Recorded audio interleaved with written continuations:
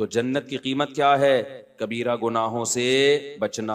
कबीरा गुनाह कौन से हैं? सबसे बड़ा गुनाह इस्लाम में फर्ज नमाज जानकर कजा कर देना। और ये जो नया फतवा आजकल नए नए स्कॉलर्स का आ रहा है ना कि जरूरत के वक्त दो नमाजें आप इकट्ठी पढ़ सकते हैं, जोहर के साथ असर, बिल्कुल गलत है। उल्टे लटके हुए होगे क़यामत के दिन। ऐसी कोई हदीस नहीं है कि नबी ने जोहर का वक्त दाखिल होते ही, सिवाय हज पे, कि जोहर का वक्त दाखिल हुआ और फौरन आपने असर भी पढ़ लियो। सफर के बारे में तो अइम्मा का इख्तलाफ है, उसमें भी ये कौल ज्यादा मजबूत है दलील के लिहाज से कि उसमें जमा सूरतन जमा की है, जोहर को असर के करीब लेकर गए, असर को मुकद्दम किया। लेकिन वो फिर भी इख्तलाफी मसला, उसमें मैं इंशाल्लाह दलाइल से क्लिप रिकॉर्ड करवाऊंगा। लेकिन ये जो आजकल लोगों ने शुरू कर रखा है ना, वो वही इंजीनियर को सुन के कि जी एक्चुअली यूं है तो शॉपिंग के लिए जाना है, कजा करोगे नमाज उल्टे लटके हुए होगे। अल्लाह कहेगा मैंने, तो इंजीनियर को फोकस कर रहा है, एक हवाला उसने दे दिया, तो मैं जो कुरान में अलहम से लेके वन्नास तक 20 दफा कह चुका हूं, नमाजों की हिफाजत, नमाजों की हिफाजत, नमाजों की हिफाजत। तो ये कौन सी हिफाजत है कि जोहर का वक्त दाखिल होते ही आप असर भी पढ़ रहे हो साथ में, मगरिब को आप इशा में लेके जा रहे हो, या मगरिब का वक्त दाखिल होते ही इशा भी पढ़ रहे हो? ये हिफाजत है, ये जाया करना है। ये अब्दुल्ला बिन मसूद कहते हैं, जब कुरान कहते हैं ना हर नमाज की हिफाजत करते हैं ईमान वाले, तो हिफाजत का मतलब क्या है? हर नमाज अपने टाइम पे पढ़ना। समझते हो कि नहीं समझते? तो ये कोई उज़र नहीं है कि आपको किसी ने रेफरेंस दे दिया और आपने फौरन फतवा चेंज कर लिया। तो ये रेफरेंस की आप डेप में गए हो। परसों मेरे 3 दिन पहले मेरे पास बंदा आ गया कि जी नबी ने जोहर असर इकट्ठी पढ़ी है जोहर के वक्त में। मैंने कहा कौन सी हदीस है? दिखाया तो अरबी में वो नहीं, अल्फाज नहीं थे। कमबख्तों, तुम तो तर्जमे देख देख के अपना ईमान जाया कर रहे हो। मैंने कहा अरबी अल्फाज दिखाओ मुझे, अरबी में ऐसा कोई लफ्ज नहीं था, तर्जमे में किया हुआ था किसी ने। तो ये तो आजकल लोगों के नमाज का ये बेड़ा गर्क कर दिया है। तो अल्लाह मियाँ कुरान में एम ही कह रहे हैं कि हाफिज़ू अला सलावाति वस्सलातिल वुस्ता, कि नमाजों की हिफाजत करो। इसका क्या मतलब है? दो नमाजें इकट्ठी पढ़ो। हिफाजत का मतलब हर नमाज अपने टाइम पे पढ़ो, आगे पीछे ना होने दो। और फिर अल्लाह स्पेशल कह रहे हैं खास तौर पर असर की नमाज, आपने उसी का बेड़ा गर्क कर दिया, जोहर के साथ मिला दिया आपने। तो ये कुरान की ये नुसूस, मैदान जंग में अल्लाह नमाज को टाइम से टालने की इजाजत नहीं दे रहा, मैदान जंग। और आप शॉपिंगों में लोगों को क्या कह रहे हो? और कह रहे हो एकेडमी में एक्चुअली थोड़ा हमारे भी कभी कभार मसरूफ होते हैं। वो जो अब्दुल्ला बिन अब्बास की हदीस है ना, उसका मैं मतलब बताऊंगा इंशाल्लाह।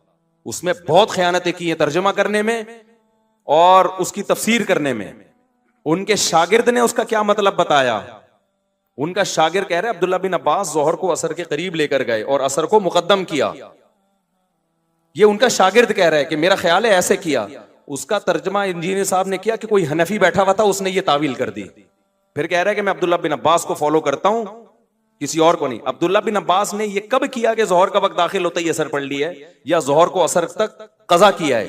ये कब किया है? उनका शागिर्द जो बता रहा है उसको आप कह रहे हो कि मैं वो हनफी था कोई शागिर्द। उनको फजूल किस्म की, जिस आदमी को एंजाइटी का पेशेंट हो, जो जिसको पता ही नहीं कि ऊट पटांग फेंके जा रहा है, और मैं अल्लाह की कसम मुझे उस पर ताज्जुब नहीं होता, वो जो सामने बैठे हुए मखंचू हैं मुझे उन पे ताज्जुब होता है। यार लपेटने की भी तो कोई हद होती है। तुम मुझसे पूछ नहीं सकते कि हजरत ये तावील जो कहे कि जोहर को मुअख्खर किया असर को मुकद्दम किया, ये किसी हनफी ने की है या अब्दुल्ला बिन अब्बास के शागिर्द ने की है? शागिर्द ने की है। तो शागिर्द उस्ताद की बात को ज्यादा समझता है, या 1500 साल के बाद एक जेलम में बैठा हुआ इंजीनियर अब्दुल्ला बिन अब्बास को ज्यादा समझता है? समझ में आ रही है बात कि नहीं आ रही है? फेंके जाओ, पब्लिक बैठी है कैच करने के लिए। हमारे एक उस्ताद थे, अल्लाह उनकी मगफरत करे अगर इंतकाल हो गया। उस्ताजों के बारे में ऐसी बात करनी तो नहीं चाहिए, लेकिन अब किसी को क्या पता, वो करते थे इस तरह की बातें ना, तो फिर तलबा मजाक उड़ाते थे। वो क्या करते, जब क्लास में आते ना तो अपनी तारीफें बहुत ज्यादा करते थे। वो थे काबिल उस्ताज, लेकिन बहुत ज्यादा करते थे। मैं यूं हूं, मैं यूं हूं, मैं यूं हूं, मैं यूं हूं, फिर बोलते रहते। तो मैंने एक दिन एक लड़के को देखा, वो यूं यूं कर रहा है बैठ के ना, यूं यूं यूं। मैंने कहा ये क्या कर रहा है भाई तू? वो लड़का भी मैं जानता हूँ, यहाँ बयान में भी बैठा हुआ है। अब वो तो हमारा दोस्त, अब तो बड़ा हो गया, वो बच्चे बच्चे जवान हो गए उसके। तो वो यूं यूं कर रहे हैं ना। मैंने कहा क्या कह रहे हैं? यार ये फेंक रहे हैं, मैं लपेट रहा हूँ। वो पतंग में नहीं मांझा फेंक, मैं लपेट रहा हूँ। अच्छा, यूं डेस्क के नीचे करके लपेट रहा होता था। तो मैंने कहा ये तो ऐसा नहीं करो यार। कहते हैं भाई एक दिन इनकी तारीफ हमने सुन ली, 2 दिन हो गए, 3 दिन हो गए यार, अब इतना दुनिया में नेक कि यही टीचर एक पैदा हुए हैं। टीचर वाकई काबिल थे, लेकिन बहुत ज्यादा करने लगे थे ना, तो हमें बड़ी हंसी आई। तो अगला फेंके जा रहा है, आप बैठ के क्या कर रहे हो? लपेटे। नबी हजरत सफिया को बुखारी में है कि घर छोड़ने के लिए गए, यानी मस्जिद से बाहर निकल गए। अबे तू तर्जमा देख लो उसका, और तर्जमा भी गलत हो सकता है। अरबी अल्फाज तो देखो ना, तुम उलमा से तो पूछो। जोहर के साथ असर इकट्ठी हो रही है, मगरिब को डिले किया जा रहा है, और दलील वो अब्दुल्ला बिन अब्बास की दी जा रही है कि मेरी उम्मत हरज में ना पड़े। और ये भी कहा जा रहा है कि अगर हर नमाज अपने टाइम पे ही पढ़नी थी तो इसमें आसानी क्या हुई? ओ भाई, आसानी इसमें है कि आपको 2 नमाजों के लिए 2 दफा आना है। अब एक ही दफा में 2 नमाजें निबट जाएंगी, तो ये आसानी नहीं है, तो कॉमन सेंस की बात है। किसी दिन किसी जरूरत से इमाम साहब ये करें कि जोहर को असर तक ले गए, असर के करीब जोहर पढ़ ली और कहा असर का वक्त दाखिल होते ऐसे भी पढ़ लेंगे, तो बड़ी सहूलत हो जाती है इससे। तो कभी कभार अगर कोई ऐसा कर ले, कोई हरज नहीं है। तो नबी ने भी ऐसा इसीलिए किया है कि कभी कभार कर लिया जाए तो कोई हरज नहीं है, लेकिन इसमें हर नमाज अपने टाइम पे ही पड़ी है। समझते हो कि नहीं समझते? ये कहां लिखा है कि कजा की है वो? तो मैं इनसे पूरा क्लिप रिकॉर्ड करवाऊंगा। तो अभी तो सिर्फ ये बताना है कि अभी जब आप वहां अकेडमी में बैठा करें तो यूं यूं कर किया करें, यूं जब भी बोला करें तो ठीक है, लपेटने के लिए बेहतरीन चीज है, सही है ना। बाकी मुतासिर ना हुआ करें। ये रिसर्च भाई, इट इज कॉल्ड रिसर्च, वो कोई रिसर्च नहीं है। अब्दुल्ला बिन अब्बास से सुनन निसाई में खुद ये तावील मनकूल है कि जोहर को मुकद्दम किया, असर को, जोहर को मुअख्खर किया, असर को मुकद्दम। और दूसरी किताबों में उनके शागिर्द कह रहे हैं कि ऐसा किया है। तो उनको कह रहे हैं वो किसी हनीफी ने बोल दिया होगा मैं तो इब्ने अब्बास को फॉलो करता हूं। इब्ने अब्बास को आप फॉलो नहीं कर रहे, आप इब्ने अब्बास पर वो चीज थोप रहे हो जो आपकी अपनी जाती राय है, जिससे अब्दुल्ला बिन अब्बास बरी हैं। समझते हो कि नहीं समझते? तो हर नमाज, क्योंकि मुझे लोगों ने बताया कि दफ्तरों में लोग शुरू कर दी है जोहर के साथ इकट्ठी असर भी पढ़ रहे हैं। तो ये अल्लाह जो कह रहा है असर की हिफाजत करो, और मैदान जंग में भी अल्लाह नमाजों के तरीके बता रहा है, तो ये इस तकल्लुफ की क्या जरूरत थी? तो ये नमाज अपने टाइम पे पढ़ो, एक ही चीज रह गई है। तो इसलिए अल्लाह ने क्या फरमाया, वल्लदीना यज्तनिबूना कबाइरल इस्मी, तो कबीरा गुनाहों से बचते हैं। कबीरा में सबसे पहले नमाज का जाया करना है, दूसरा जिना करना, कत्ल करना, माँ बाप को, बोलो मुंह से जल्दी लो, माँ बाप को सताना, तकलीफें पहुंचाना, फिर चोरी करना जिसपे हद जारी होती है, और होमोसेक्सुअलिटी ये भी कबीरा गुनाह है, और सूद खाना, बैंक में जॉब करना सूदी बैंक में, क्योंकि आप सूद में ताउन का जरिया बन रहे हैं। उलमा कहते हैं कबीरा गुनाह वो गुनाह है, हर वो गुनाह जिसपे जहन्नम की वईद हो या अल्लाह उसके रसूल की तरफ से लानत हो। तो नबी ने सूद देने वाले लेने वाले पर भी लानत, सूदी लेन देन पे गवाह बनने वाले पर भी लानत, सूदी लेन देन के को लिखने वाले पर भी लानत की है। तो ये भी कबीरा गुनाह में दाखिल है। इंश्योरेंस में जॉब करना, इंश्योरेंस, क्योंकि वो सूद और जुए का मजमुआ है, वो भी कबीरा गुनाह में दाखिल है। औरत का कभी कभार बेपर्दगी हो जाए तो सगीरा, मुकम्मल मुसलसल बेपर्दा रहना, मुसलसल जैसे कि आदत ही होती है, तो वो किस में दाखिल है? मुंह से फूट, कबीरा में दाखिल है। कभी बदनजरी हो गई गलती से, सगीरा में दाखिल है। बदनजरी की आदत पड़ जाना, बोलो कबीरा में दाखिल है। हैंड प्रैक्टिस का भी ऐसा ही मसला है, कभी किसी से गलती से हो गया, बहुत ज्यादा गलबा था उसके ऊपर, गलत किया उसने, तौबा इस्तिगफार करे, लेकिन वो कबीरा में नहीं आएगा। लेकिन ये काम जो करता है एक दफा नहीं होता, उससे यूज टू होता है। तो जब आप यूज टू हो गए तो ये किस में आ गया? सगीरा गुनाह का जब इसरार हो ना, करते रहो, तो वो कबीरा में दाखिल हो जाता है। वो समझते हो कि नहीं समझते?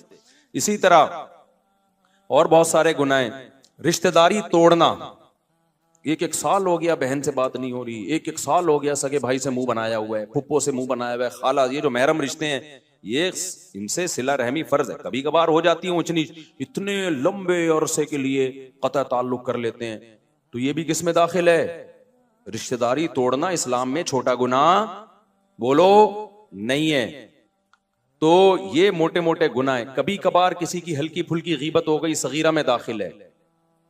गीबत का ताल्लुक इससे है कि गीबत करके अगले को जलील कितना कर रहे हो। थोड़ी सी इंसल्ट हुई तो सगीरा, बड़ी इंसल्ट हुई तो कबीरा। समझ रहे हो? इसकी मिसाल ऐसे है, एक आदमी ने कहीं हल्का सा छोटा सा कोई जुर्म कर लिया, मामूली सा, आपने देख लिया उसको, आपने लोगों को बता दिया, अल्लाह ने उस पर पर्दा डाला हुआ था, आपने बता दिया कि ये जो है ना घंटी बजा के भाग रहा था, एक मिसाल दे रहा हूं, तो इससे कोई ज्यादा जलील नहीं हो जाएगा सोसाइटी में, तो ये गीबत भी सगीरा कहलाएगी। लेकिन आपने उसको जिना करते हुए देख लिया या कोई और जुर्म करते हुए, अल्लाह ने उसके गुनाह पे क्या डाला है? पर्दा। तो इस्लाम भी कहता है क्या डालो? उसको समझाओ जाके, आप दुनिया में क्यों जलील कर रहे हो। आपने जाके फौरन लोगों को बता दिया ये कर रहा है। ये जितना बड़ा जुर्म जिना है ना, उससे बड़ा जुर्म आपने कर लिया, और अब अपने जलील होने के लिए तैयार हो जाओ। समझ रहे हो, हदीस में आता है कि जो किसी की मुसीबत पे खुश होता है ना, उसका खतरा है कि अल्लाह उसको उस अजाब में डाल दे। मुसीबत ही है ना, जिना कर लिया उसने।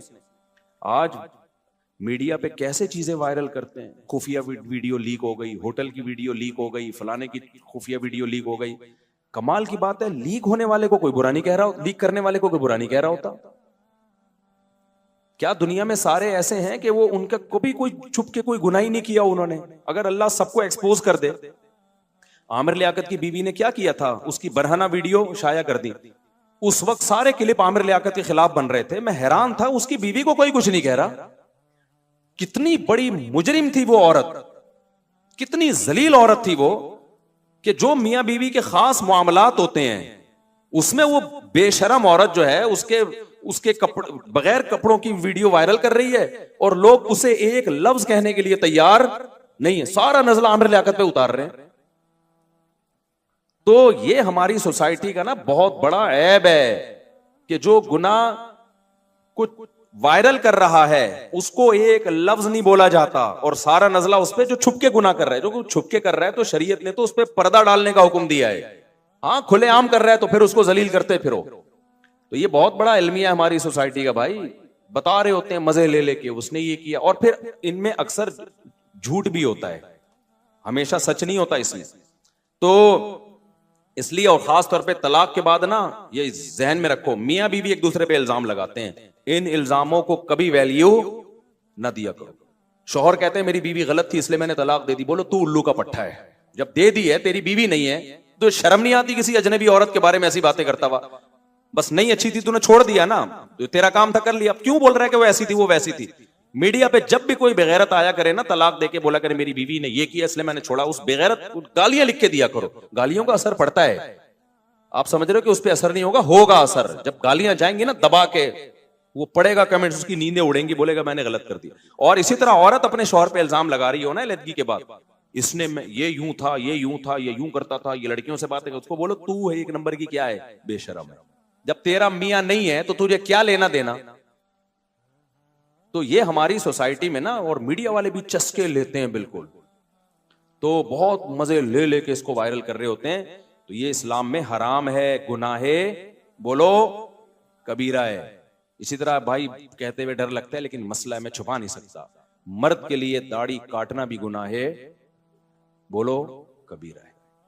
ये भी गुनाह कबीरा में आता है, तगयीर खल्क़िल्लाह में आता है। औरत का आईब्रोज बनाना गुनाह है, बोल दो ना कबीरा है, क्योंकि नबी ने लानत की है। हाँ, किसी औरत की आईब्रोज बहुत ज्यादा घनी हो और आपस में बहुत ज्यादा मिली भी हो, तो फिर इतना सेटिंग की जा सकती है कि उसको नॉर्मल हालत, ब्यूटी की नीयत से नहीं, ऐब दूर करने के लिए उसको नॉर्मल कंडीशन पे लाया जा सकता है। इसकी मिसाल ऐसे है कि जैसे दांतों में जो खला पैदा करेगा ना ब्यूटी के लिए, नबी ने उस औरत पे लानत की है। अरब के में ऐसा होता था, खवातीन क्या करती थी, उस जमाने में भी डेंटिस्ट होते थे, तो दांतों में ना खला पैदा करवाती थी, क्योंकि दो दांत में अगर बीच में गैप हो थोड़ा सा, बाज लोगों पे अच्छा लगता है ना, बोल दो अच्छा लगता है, वो बाजों के नहीं भी लगता। तो नबी ने लानत फरमाई, अल मुतफल्लिजात, वो औरतें जो दांतों में गैप पैदा करवाती हैं उन पर अल्लाह की लानत। क्यों? अल्लाह की बनाई हुई तख्लीक को क्या कर रही हैं? चेंज। दांतों की सेटिंग आप चेंज नहीं कर सकते। आपकी नाक जैसी है, अल्लाह ने गॉड गिफ्टेड है, उसको चेंज मत करो कि ऑपरेशन करके इतनी बारीक ना। वो डॉक्टर दिखा रहे होते हैं ये वाली नाक पसंद है, ये माइकल जैक्सन की है, ये फलाने की है, ये फलाने की है, कौन सी सूटेबल है? ये नहीं है भाई, जो अल्लाह ने नाक दे दी वही है। हाँ, किसी में ऐब पैदा हो जाए, चाहे वो पैदाइशी हो या एक्सीडेंट की वजह से हो, उस ऐब को दूर करना जायज है। अब एक्सीडेंट हुआ, अच्छी वाली नाक दाएं बाएं हो गई, तो उसको सेटिंग पे ला सकते हो भाई। या पैदाइशी तौर पर पैदा हुआ बच्चा, कोई नाक उसकी गैर मामूली तौर पर भद्दी है, जो आम लोगों की होती नहीं है, कोई गैर मामूली है, उसको ऑपरेट करके नॉर्मल कंडीशन में। इसी तरह दांत आगे भी नहीं कर सकते, पीछे भी नहीं, लेकिन किसी के पैदाइशी तौर पे दांत बहुत ज्यादा आगे निकले, यानी जब दांत निकले तो बाज लोगों के दांत ऐसे होते हैं ना, होंठों से बिल्कुल बाहर आ रहे होते हैं, कुदरती तौर पर एक ऐब है। वो खाने में मुश्किल, पीने में मुश्किल, वो हर वक्त दांत दिखा रहे होते हैं लोगों को। तो ऐसी सूरत में ये चूंकि एक ऐब है, उसको ऑपरेट करके नॉर्मल कंडीशन पे लाना, बोलो, जायज है।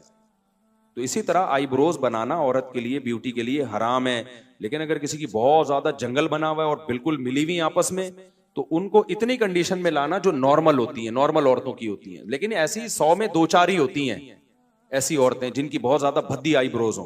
वरना खवातीन इस फतवे का सहारा लेके फिर क्या करती हैं, अच्छा हमारी भी भद्दी है। आपके भद्दी हैं या नहीं, इसमें आपकी राय का एतबार नहीं है। अगर आपकी ऐसी है जैसे नॉर्मल खवातीन की होती हैं, तो बस ये इसको छोड़ दें अपने हाल पे। हाँ, अगर 100 में कोई 2-4 खवातीन ऐसी होती हैं, जैसे 2-4 होते हैं जिनकी नाक बहुत ही मोटी पैदा हो गई, 2-4 होते हैं जो बेचारे लंगड़े पैदा हो जाते हैं, 2-4 होते हैं सैकड़ों में जो कोई माजूर होते हैं, तो ऐसे ही 2-4 खवातीन सैकड़ों हजारों में ऐसी हो सकती है जिनकी आईब्रोज बहुत ज्यादा भद्दी हो, वो उसको सेटिंग पे ला सकती हैं। समझते हो? तो इसी तरह नाखून ना काटना, नबी ने 10 चीजें पैगंबरों की फितरत में बताई हैं, उनमें नाखून काटना। ये जो फैशन के लिए छुरे घोंपे हुए हैं ना, इतने बड़े बड़े चाकू निकले हुए होते हैं, अच्छे भी नहीं लगते, ये दहशत होती है। और कितनी तकलीफ होती है खवातीन को खाना खाने में, और जो है वो किस कदर मुसीबत है यार। एक हमारे तो थोड़े से नाखून बढ़ जाए ऐसी उलझन शुरू हो जाती है। अपने आप को क्यों अजाब में डाला हुआ है तुमने भाई, काटो नाखून को। अंग्रेजों से आई ये चीजें।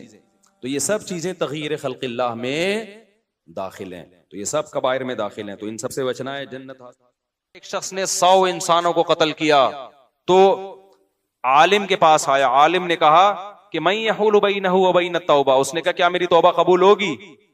आलिम ने कहा क्यों नहीं कबूल होगी। उसने तौबा की और अल्लाह ने उसको जन्नत में भेज दिया। मैंने कहा ये वो 100 वो थे जिनको उस शख्स ने बिला वजह कत्ल किया है, सिर्फ पैसों की लालच में। जब इसकी तौबा कबूल हो रही है यार, तो तुमने तो अपने बेटे को बंदूक से मारा भी नहीं है, पहली बात।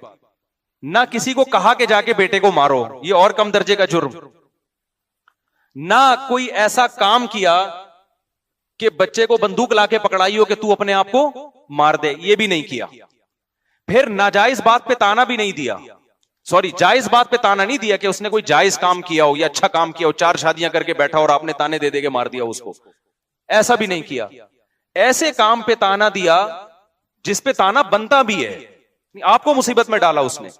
फिर भी अगर आप समझते हो कि जुर्म हुआ है, तो मेरे भाई 100 इंसानों को अपने हाथ से कत्ल करने वाले की तौबा जब 2 रकत पढ़ के कबूल हो सकती है, तो आपकी क्यों नहीं हो सकती? तो मैंने कहा 2 रकत पढ़ के अल्लाह से एक दफा गिड़गिड़ा के माफी मांग लो, ए अल्लाह अगर इसमें मुझसे ज्यादती हुई है तो तू मुझे माफ कर दे। और इसकी और कोई कफारा नहीं है, इसका कत्ल का तो कफारा है ना, किसासन अपने आप को पेश करो, इसका कोई कफारा नहीं है। तो मैंने कहा फिर ये तसल्ली रख लो कि अब आपका जुर्म क्या हो गया है, माफ। भाई समझ रहे हो कि नहीं समझ रहे? ये इस्लाम की गाइडेंस है जो गोरे के पास नहीं है, मादा परस्तों के पास नहीं है। मैंने कहा उस 2 रकत पढ़ के आप एक दफा तसल्ली से तौबा कर लोगे ना, उसके बाद भी अगर आप डिप्रेशन में जाते हो कि यार पता नहीं मैंने जुर्म तो नहीं किया, इसका मतलब अब आप मुजरिम हो। अब आप क्या कर रहे हो? मुजरिम हो। खूब समझो इस बात को।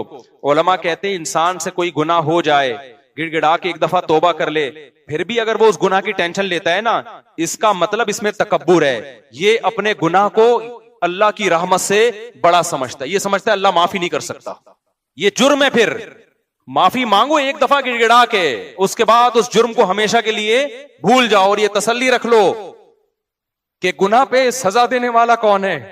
अल्लाह। और माफ करने वाला भी कौन है?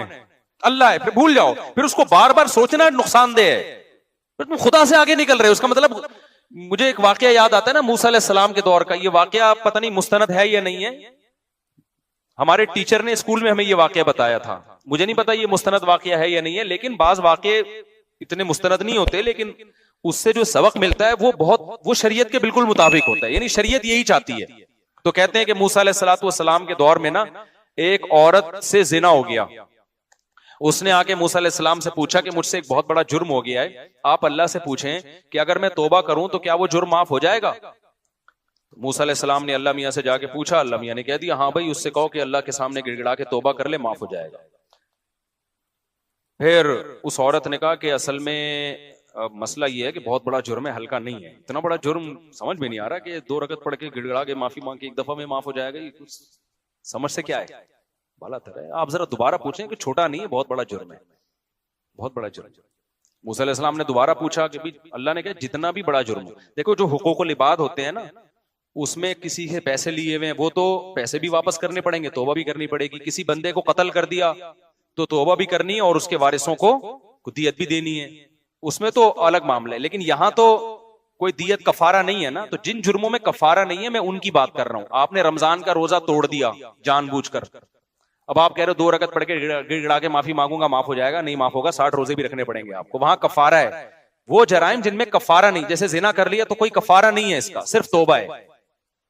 इंटरनेट पर कोई फोश मूवी देख ली, अल्लाह बचाए सबको इस पलीद अमल से, अब इसका कोई कफारा नहीं है, इसकी क्या है, तौबा है। या इसी तरह जिना कर लिया, या हैंड प्रैक्टिस है, या ये जो लड़कों से बदफेली है, या माँ बाप का दिल दुखा दिया, या ये कि इस तरह के बहुत सारे, नमाज जानकर कजा कर ली, अब इसका नमाज का तो ये कि कजा भी पड़े।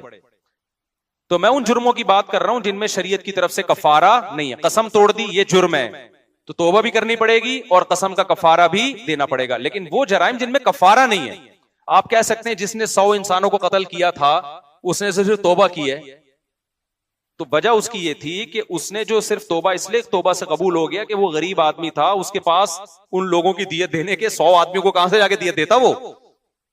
हमारे पास भी बाज दफा कोई कातिल आता है, कहते हैं मैंने कत्ल किया लेकिन मैं बहुत रोया हूं अल्लाह के सामने, अब मैं क्या करूं। तो मैं कहता हूं यार जिनका कत्ल किया है ना उनकी कोई दियत बांध दो किसी तरह, हदिये के नाम पे ना कुछ इतने अमाउंट बनता है, हस्बे तौफीक हर महीने हदिये के नाम पे किसी भी तरीके से ये देना पड़ेगा आपको। तो अगर नहीं है तो फिर जाहिर है जब आ जाए तो फिर दे देना। तो जिन गुनाहों का कफारा नहीं है मैं उनकी बात कर रहा हूं। अब क्या है कि वो मूसा अलैहिस्सलाम के पास गई, उसने कहा कि मूसा आपने अल्लाह से पूछा गुनाह माफ हो जाएगा। एक्चुअली वो छोटा गुनाह उस जमाने का एक्चुअली जो भी बनता होगा उस इब्रानी जबान में, आप कहेंगे इंग्लिश तो आती नहीं थी ना उसको। तो मूसा अलैहिस्सलाम ने फिर अल्लाह से पूछा, अल्लाह मियां ने कहा जितना भी बड़ा हो, मेरी जाहिर है मेरी रहमत से बड़ा थोड़ी है, माफ कर दूंगा अगर आइंदा के लिए इरादा करे कि नहीं करेगी वो ये गुनाह।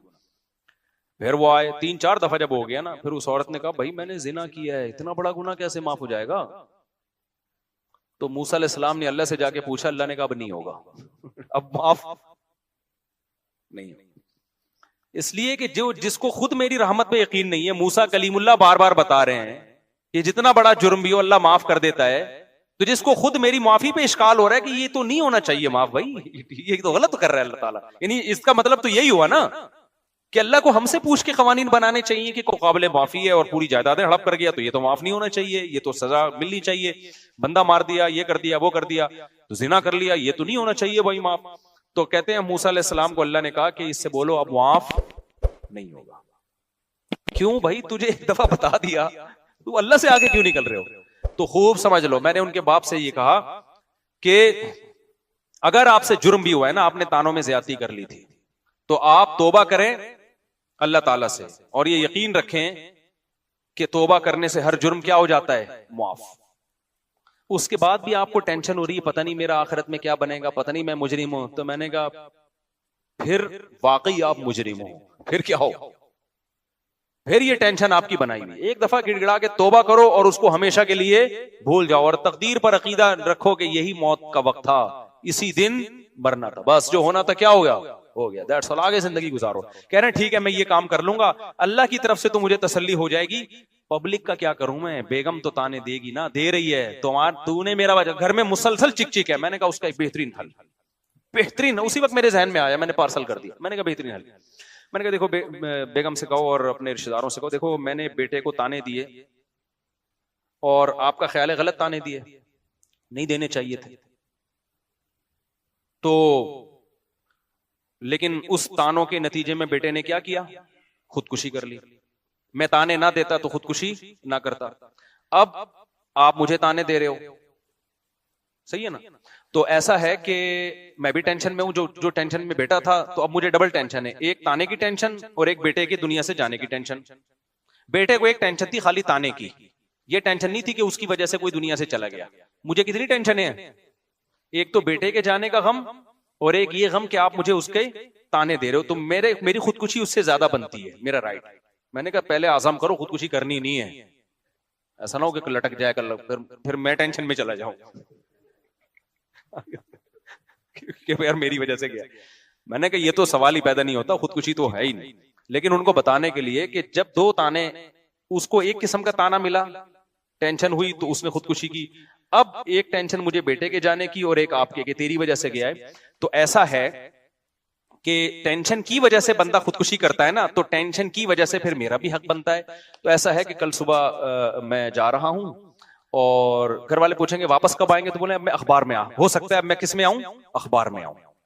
कराची में ऐसा होता है, बंदा सुबह जाता है बाइक पे, आता किस में, अखबार में। अखबार में आता है कि एक साहब सुबह 8 बजे घर से निकले थे और अब फला जगह अल्लाह बचाए उनकी लाश मिली। तो मैंने कहा उनको आप कह दो कि जो तुम्हारे ख्याल में मैंने बेटे के साथ किया वो तुम मेरे साथ कर रहे हो, तो फिर मेरा भी हक बनता है कि मैं भी किसी खंबे से जाके चिपक जाऊं। मैंने कहा ये कहो और सुबह घर से निकल जाओ। मैंने कहा बेटे के जाने से तो मुआशी लिहाज से कोई नुकसान नहीं हुआ, बल्कि बेचारा वो तो कमा ही नहीं रहा था। आपके जाने से पूरे घर की क्या हो जाएगी, ऐसी की तैसी, वो कमाने वाला ही। ये घर वाले कितना जुल्म करते हैं यार, एक आदमी के टुकड़ों पे तुम पलते हो, वो गैस बिजली का बिल वो दे रहा है, घर बना के उसने दिया, उसको सुकून तो दो ना तुम। वो 4 दिन के लिए तुम्हें घर से छोड़ के चला जाए, तुम रोड पे आ जाओगे, तुम सारे खुदकुशियां करोगे। अगर गलती हुई भी है उससे तो उसके एहसानात उन गलतियों से ज्यादा हैं। घर के सरबराहों के साथ आजकल सुलूक कैसा हो रहा है मार्केट में। मैंने कहा मेरे भाई उसकी खुदकुशी तो ये चंद दिन में भूल के अफोर्ड कर लेंगे, तुम्हारा मार्केट से शॉर्ट होना खानदान अफोर्ड नहीं कर सकता, क्योंकि तुम्हारी वजह से कितने लोगों को रिस्क मिल रहा है, कमा रहा है ना एक आदमी, बिजनेस कर रहा है। मैंने कहा आप निकल जाओ अगली फ्लाइट से चित्राल निकल जाओ और वहां किसी पहाड़ पे खड़े होकर वीडियो बनाओ। फिर मरना नहीं, कहीं ऐसा ना हो मैं मुझे बार बार अपने बारे में डरता कि यार ये मेरे खाते में ना आए। वीडियो बनाओ कि बेगम मैंने अपने बेटे को ताने दिए, वो लटक गया, अब मुझे भी ताने मिल रहे हैं, ये खाई और ये मैं। उसके बाद फोन 1 घंटे के लिए बंद कर दो। तो मैंने कहा इंशाअल्लाह थोड़ी सी भी गैरत हुई, उनके बेगम तो माशाल्लाह दीनदार हैं, नेक हैं, वो तो वक्ती तौर पर इंसान को टेंशन होती है तो वो करता है, तो हल भी तो उसका हमें बताना ही पड़ता है ना। मैंने कहा इंशाअल्लाह फोन आ जाएगा भाई, 2 वक्त से घर में रोटी का इंतजाम नहीं हो रहा, मसाइल खड़े हो रहे हैं, एक तो गया दूसरा भी जाएगा, हम तो बिल्कुल ही लेस ही हो जाएंगे हर चीज से, तो काइंडली आप तशरीफ ले आए। और फिर बेगम कहेगी किसी ने मेरे मियाँ को ताना दिया ना, उसकी ऐसी की तैसी। तो अल्लाह का शुक्र है वो घर गए हैं, उसके बाद से अब तक उनका कोई ना मैसेज आया, या तो अल्लाह ने करे चित्राल से गिर चुके होंगे या सुकून में आ गए होंगे। उम्मीद है सुकून में आ गए होंगे इंशाल्लाह। तो बस 2 मिनट में बात खत्म कर रहा हूं मैं।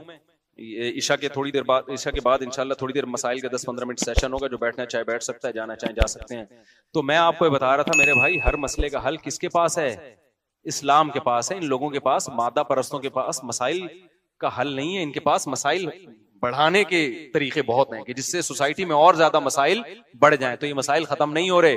दुनिया को मुसाफिर खाना समझो भाई, 2 वक्त की रोटी मिल गई ठीक है, नहीं मिली तो क्या है, मोहब्बत थोड़ी करनी है, पैसा कमाओ, अल्लाह ने थोड़ी मना किया। साहबों में कितने करोड़पति अरबपति लोग थे, पैसा नहीं है तो भाई हमारी जरूरत क्या है यार, कब्र में हम सबके पांव लटके हुए हैं, थोड़े दिन रह गए, आगे मरना है, खत्म, तो क्या टेंशन लेनी इन चीजों की। तो कोई बेरोजगार है, कोई बड़ी टेंशन नहीं है। वो जो हमारा बहनोई है ना, और जो हमारे भांजों के साथ उसने किया, उसका वाकया याद रखो, बेटा फेल हो गया, बाप ने कहा कोई मसला नहीं है, आखिरत में फेल नहीं होना चाहिए, दुनिया में चलता है यार, कभी कोई फेल हो जाता है, कभी क्या हो जाता है, पास हो जाता है। चलो लाइफ को क्या करो, इंजॉय करो। और इससे जब बच्चे को खुशी मिलती है ना तो और पढ़ता है वो।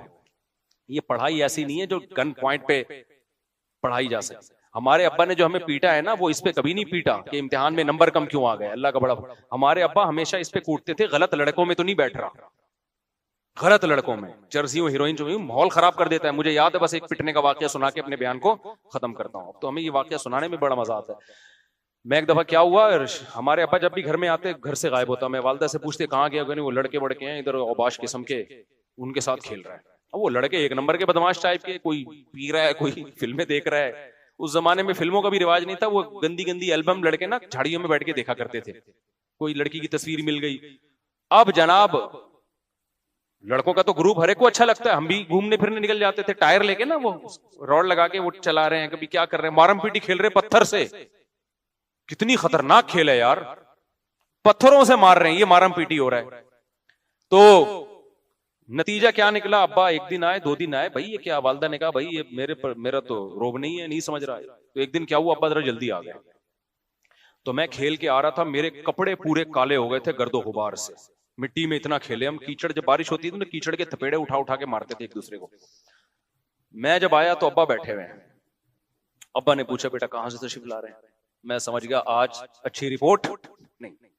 तो अब्बा के पास पाइप था, वो जो मैंने बताया ना सस्ते रेट पे मिल जाया करता था उस जमाने में, फ्री में भी मिलता था, वो पाइप रखा हुआ था। अब्बा ने पकड़ के अल्हम्दुलिल्लाह तबीयत से हमें सगीरा कबीरा अलानिया सारे गुनाह हमारे उस दिन क्या हो गए, माफ हो। उसके बाद से एक रोब बैठ गया यार, अब इन लौंडे लफड़ों में नहीं बैठना है। तमीज से अपने कजनों में बहन भाइयों में खेलना शुरू कर दिया हमने। गली महल्ले में भी खेलते थे तो देख के कि यार कोई खानदानी बंदा हो, अब्बा नोट करते हैं। तो ये इन चीजों पे तो समझ में आता है यार, टेंशन लेना भी कि बच्चा चर्सियों में बैठ रहा है। भाई बच्चे के नंबर कम आ रहे हैं, कुछ नहीं होता यार, अल्लाह ने सबको साइंसदान बनने के लिए पैदा नहीं किया। बच्चा कमा नहीं पा रहा, कोई मसला नहीं है यार, सारे कमाए, को गरीब भी तो दुनिया में होंगे ना, वरना मालदार गालियां किसको देगा? अगर सारे गरीब दुनिया से खत्म हो जाएं तो मालदार को तकब्बुर का भी तो अल्लाह जहन्नम में डालेगा ना। तो सारे गरीब खत्म हो जाएं तो मालदार किस पे तकब्बुर करेगा? और फिर अल्लाह मालदारों को कहां ताना क़यामत में उनको आग में डालेगा कि तुमने गरीबों को नीचा क्यों समझा? तो गरीब भी होलसेल के हिसाब से रहेंगे। तो हो सकता है अल्लाह ने आपके 4 बच्चों को गुर्बत के लिए सिलेक्ट कर लिया हो, ठीक है। तो अब देखो वो बस मैं 2 मिनट में बात समेटता हूं ताकि वो लिंक हो जाए ना। एक तरफ ये है कि बच्चे को सहरी भी मिल रही है, इफ्तारी भी मिल रही है, बाप भी मालदार है सिर्फ इसलिए कि बेरोजगार है, खुदकुशी कर रहा है। दूसरी तरफ सहाबा किराम इतनी गुर्बत के बच्चा पैदा हो रहा है, कत्ल कर रहे हैं कि इसको खिलाएंगे कहां से? हमारे पास खाने को रोटी नहीं है, इसको कहां से खिलाएंगे? यानी बेटा खुदकुशी नहीं कर रहा, बाप अपने हाथों से बेटे को मार रहा है। इतनी डिप्रेशन थी उन लोगों को। पैगंबर ने क्या बताया? दुनिया मुसाफिर खाना है, यहां दौलत और गुर्बत ये इतनी अहम चीज नहीं है जितनी तुमने बना ली। दुनिया की वैल्यू अल्लाह की नजर में इस मुर्दा बकरी की से भी कम है। और रिस्क देने वाला कौन है? अल्लाह। जिसको चाहेगा 12 बच्चों में भी दे देगा, जिसको चाहेगा तो एक इकलौता बच्चा भी होगा वही वबाले जान बन जाएगा, जिसको चाहेगा औलाद ना होके भी माँ बाप को गरीब कर देगा। तो ये टेंशन तुम्हारी नहीं है, तुमने तो मेहनत करनी है, इसकी वजह से तुम्हें नस्ल नहीं रोकनी। तज़व्वजुल वदूद अल वलूद। अब्दुल्ला बिन मसूद को नबी ने खिताब करके फरमाया कि अब्दुल्ला बिन मसूद नहीं, एक और साहबी थे, वो गरीब साहबी थे, कि ऐसी औरत से निकाह करो जो औलाद भी कसरत से दे और तुमसे मोहब्बत भी करेगी। मोहब्बत होगी तो औलाद देगी वो तुम्हें, वरना देगी नहीं। तो वही गरीब सहाबा जिनके पास खाने को रोटी नहीं है, निकाह भी कसरत से कर रहे हैं, नस्ल भी बढ़ा रहे। हजरत अबू हुरैरा के 19 बच्चे थे, हालांकि मिस्कीन तरीन सहाबा में अबू हुरैरा का शुमार होता है। लेकिन वो डिप्रेशन क्या हो गई? पहले एक बच्चे को मार रहे हैं और अब क्या 19 बच्चे भी हो रहे हैं, तो टेंशन नहीं ले रहे। और अल्लाह ने भी रिस्क के दरवाजे क्या किए हैं? खोले हैं। तो आप इस्लाम की मोटिवेशन और आज जो मादा परस्तों की मोटिवेशन में फर्क देख रहे हो कि नहीं देख रहे? नहीं, यही बात समझ में मेरे भाई। तो तवक्कुल पैदा करो अल्लाह ताला पे, कमाओ, मेहनत करो, अपाहज ना बनाओ अपने आप को कि गुर्बत के फजाइल सुन के पोस्ती बन के घर में लेट जाओ। मेहनत करो, स्ट्रगल करो, ना इस वजह से नस्ल रोको, ना अपने बच्चों को कमाओ पूत बनाने की उम्मीद से पैदा करो कि इनसे पैसा कमाना है। बच्चे पैदा हो रहे हैं आखिरत के लिए, बस। किसके लिए पैदा हो रहे हैं? आखिरत। अल्लाह के नबी का हुक्म है नस्ल बढ़ानी है, फिर उनकी तरबियत की भी कोशिश करो। और तरबियत का मतलब पैसा कमाने वाला बनाना नहीं है, तरबियत का मतलब एक अच्छा इंसान, चोरियां चुकारियां ना करे, झूठ ना बोले, ये ट्रेनिंग करो। और ये ज्यादा में आसान होती है, कम में मुश्किल होती है, क्योंकि बच्चा कम जब होते हैं तो बाहर जाके दोस्तियां लगाएगा और अपने बहन भाई एक दूसरे को, उनमें एक दूसरे को खराब करने का अवसर कम होता है। तो अल्लाह पे एतमाद और तवक्कुल प्रैक्टिकली, सिर्फ नजरियाती हद तक नहीं कि मैं अल्लाह पे एतमाद करता हूं। भाई तो एतमाद करता है तो फिर खुदकुशी की तरफ क्यों जा रहा है तू? नस्ल क्यों रोक रहा है तू? ऐसा एतमाद अल्लाह को नहीं चाहिए जिसका आप प्रैक्टिकल लाइफ में कोई सबूत ही ना दिखा रहे हो आप अल्लाह को। आपके बेरोजगार हो और आप खुदकुशी की तरफ जा रहे हो और आपको मैं अल्लाह पे तवक्कुल करता है तो खुदकुशी क्यों कर रहा है भाई तू? मैं समझा पा रहा हूं या नहीं समझ में आ रही बात? तवक्कुल करता है तो खुदकुशी किस बात की कर रहा है तू यार? तो झूठ बोल रहा है तू तवक्कुल करके।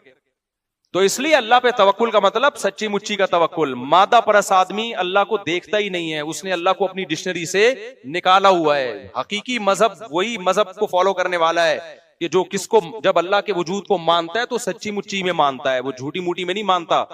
जैसे अंग्रेज कह देते हैं ओ माई गॉड, बाकी गॉड का क्या रिश्ता है आपसे वो उनको पता ही नहीं है कि गॉड क्या होता है। तो सच्ची मुच्ची का ताल्लुक कायम करो अल्लाह मियां से, उसका सबसे बड़ा फायदा क्या होगा? Depression less. टेंशन देना सीखोगे, टेंशन लोगे नहीं आप। जैसे मैं टेंशन देता हूं ना, बोल टीवी को मैंने इंटरव्यू दिया, अपने बच्चे भी दिखाए, मैंने कहा ये तो सिर्फ कंपनी की मशहूरी के लिए 2-4 मैंने पेश कर दिया, ऐसे पूरी इतने लोगों को टेंशन हुई है ना उस नीचे लिख रहे हैं अबे महंगाई बढ़ रही है, इन मौलवियों को देखो क्या हरकतें कर रहे हैं, महंगाई।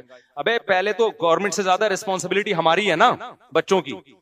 तो जो बाप टेंशन ले नहीं रहा, जिसका पैसा डायरेक्ट खर्च हो रहा है 17 बच्चों पे, 16 है, 18 सॉरी 2 सौतेले मिला के 18, 16 मैं फिर कैलकुलेशन पूरी अगले हफ्ते दोबारा से करके बता दूंगा, ठीक है ना।